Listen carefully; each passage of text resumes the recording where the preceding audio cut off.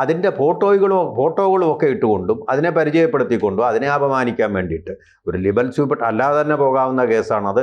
അതുപോലെ തന്നെ ഈ കേസിലൊരു അതിജീവിതയാണ്. അവരുടെ പ്രൈവസി എന്ന് പറയുന്ന കാര്യത്തിലേക്കാണ്, രഹസ്യമായി സൂക്ഷിക്കേണ്ട കാര്യങ്ങളിലേക്കാണ് ഇദ്ദേഹം പോയിട്ടുള്ളത്. അത് തീർച്ചയായിട്ടും ദുരുദ്ദേശത്തോടു കൂടി നടത്തുന്ന കാര്യമാണ്, തെറ്റു തന്നെയാണ്. എന്നിരിക്കെ തന്നെ രാഹുൽ ഈശ്വർ എന്ന് പറയുന്നത് അദ്ദേഹം ലണ്ടൻ സ്കൂൾ ഓഫ് എക്കണോമിക്സിൽ പഠിച്ച ആളാണ്, സുമുഖനാണ്, സുന്ദരനുമാണ്. പക്ഷേ ഈ ഒരു സ്വഭാവം അദ്ദേഹത്തിനുണ്ട്, പ്രദർശനപരത. പശവൻ പക്ഷിയെ പോലെ അന്ത്യചർച്ചകളിൽ വന്നിരുന്ന ആവശ്യമില്ലാത്ത അഭിപ്രായങ്ങൾ അടിച്ചേൽപ്പിച്ചുകൊണ്ട് അദ്ദേഹം, കഴിഞ്ഞ ദിവസവും കണ്ടു, അടിച്ചേൽപ്പിച്ചുകൊണ്ട് അദ്ദേഹം ഇരകൾക്ക് വേണ്ടി ഇരക്കുന്ന ഒരു സ്വഭാവം.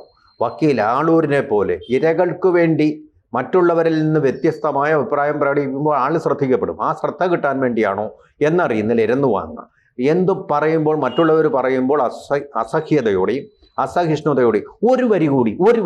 ആ ഒരു വരി എന്നുള്ള വാക്ക് തന്നെ എത്ര അശ്ലീലമാണ്.